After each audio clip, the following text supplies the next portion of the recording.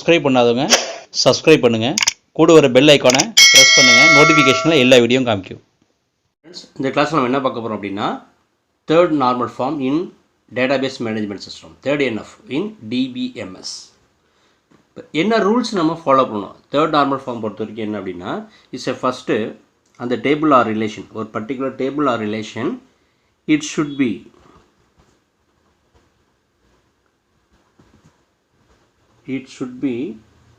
in second NF.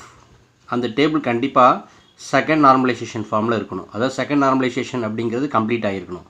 ஏன்னா second normalisation முடிஞ்சால் தான் அடுத்து நம்ம தேர்ட் NFக்குள்ளே போக முடியும். ஓகேங்களா? அப்போ கண்டிப்பாக அந்த table second normalisation form complete ஆகி இருக்கணும். Next, it does not contain in transitive dependency.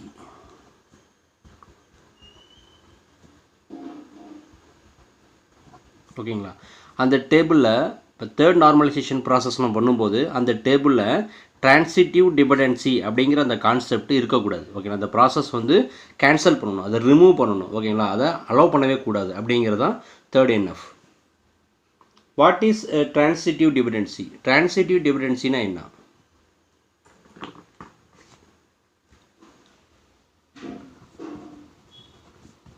What is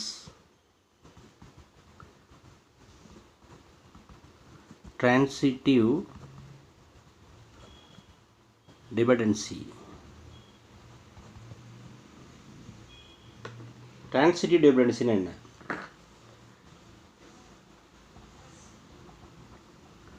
When an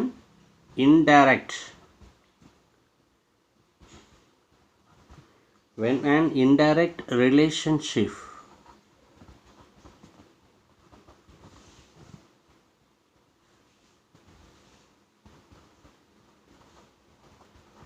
process of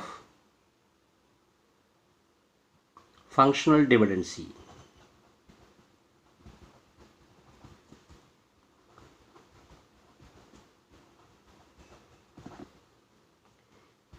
is called transitive dependency.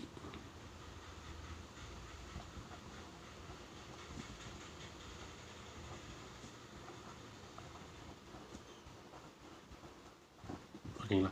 அதாவது when an indirect relationship process of functional dependencies, ஒரு function dependency அப்படிங்கிறது இன்டைரக்டாக process ஆகிடுச்சுன்னா, ஒரு ரிலேஷன்ஷிப்புக்குள்ளே வந்துச்சுன்னா அந்த ப்ராசஸ்க்கு பேர் தான் டிரான்சிட்டிவ் டிபெண்டன்சி அப்படிங்கிறது. For example,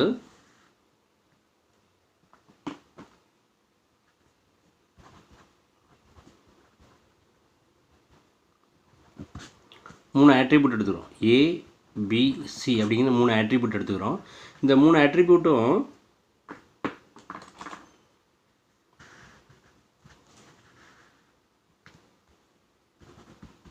A arrow B,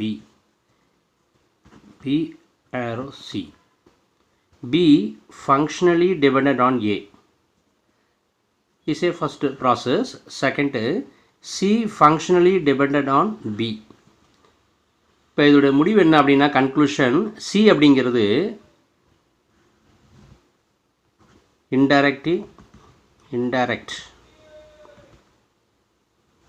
indirect functional dependency. ஓகேங்களா? அதாவது B functional depend on A, இது டைரெக்டாக இருக்குது. அது மாதிரி C functionally depend on B. ஓகேங்களா? இதோட ரிசல்ட் என்ன அப்படின்னா, முடிவு கன்க்ளூஷன் என்ன அப்படின்னா, C indirectly functionally depend on A. ஓகேங்களா? இதுதான் டிரான்சிட்டிவ் டிபெண்டன்சிஸ். இந்த இன்டைரக்ட் ப்ராசஸ் தான் டிரான்சிட்டிவ் டிபெண்டன்சி. டிரான்சிட்டிவ் டிபெண்டன்சி இன் DBMS.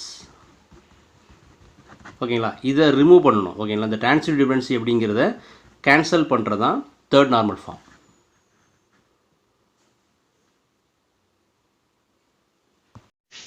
இது வரைக்கும் சப்ஸ்கிரைப் பண்ணாதவங்க நம்ம சேனலை சப்ஸ்கிரைப் பண்ணுங்கள், கூட வர பெல் ஐக்கானை ப்ரெஸ் பண்ணுங்கள். நான் அப்லோட் பண்ணுற எல்லா வீடியோவும் நோட்டிஃபிகேஷனில் தெரிய வரும்.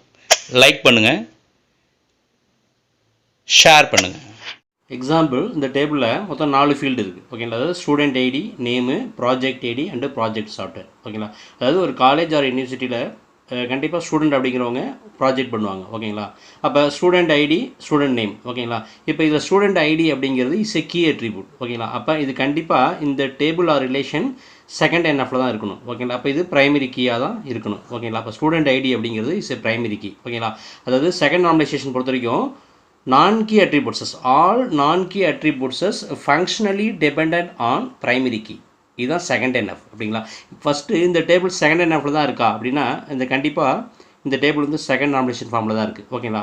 அப்போ இதில் என்ன ப்ராசஸ் ஆகிருக்கு அப்படின்னா, இப்போ எக்ஸாம்பிள் இப்போ நேம் எடுத்துக்கிட்டோம்னா கண்டிப்பாக functionally depend on student ID ஓகேங்களா. அது மாதிரி இந்த ப்ராஜெக்ட் ஐடிங்கிறது எதை டிபெண்ட் பண்ணியிருக்குன்னா இந்த ஸ்டூடெண்ட் டிபெண்ட் பண்ணி தான் இருக்குது ஓகேங்களா. CS1 அப்படிங்கிற இந்த ஸ்டூடெண்ட் ஐடியோட ப்ராஜெக்ட் ஐடி தான் P01 அப்படிங்கிறது. அப்போ P01 அப்படிங்கிற project ID functionally depend on student ID ஓகேங்களா. அப்போ நேமு, ப்ராஜெக்ட் ஐடி ரெண்டுமே functionally depend on student ID ஓகேங்களா. Is primary key, is key attribute.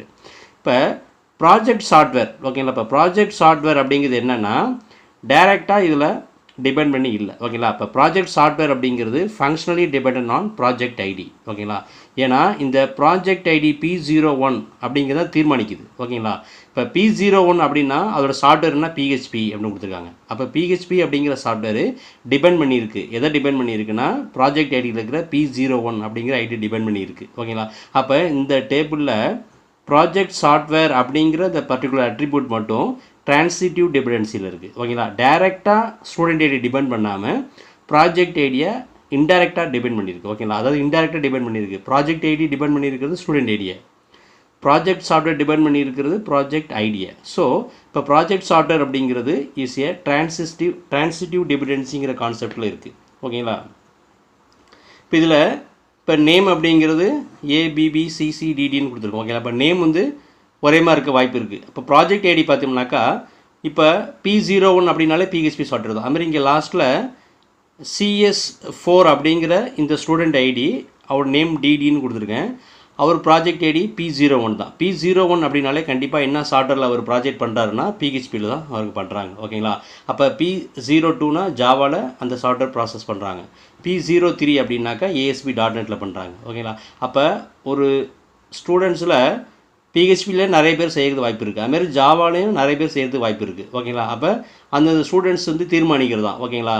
அப்போ எந்த சாஃப்ட்வேரில் அவங்க பண்ணுறாங்க அப்படிங்கிறத அந்த ஸ்டூடெண்ட்ஸ் தான் தீர்மானிக்கிறாங்க ஓகேங்களா. அப்போ ப்ராஜெக்ட் ஐடி 01 அப்படின்னா கண்டிப்பாக அந்த சாஃப்ட்வேர் என்னன்னா PHPயாக தான் இருக்கும் ஓகேங்களா.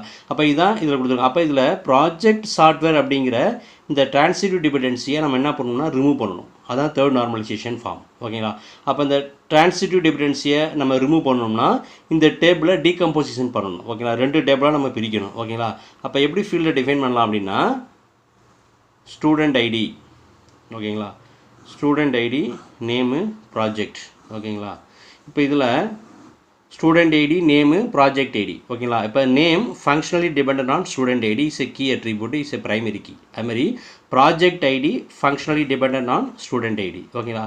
அப்போ என்ன பண்ணுறோன்னா கரெக்டாக டிஃபைன் பண்ணி 3 ஃபீல்டு எடுத்துக்கிறோம் ஓகேங்களா. Student ID, name, project ID அப்படின்னு எடுத்துடுறோம்.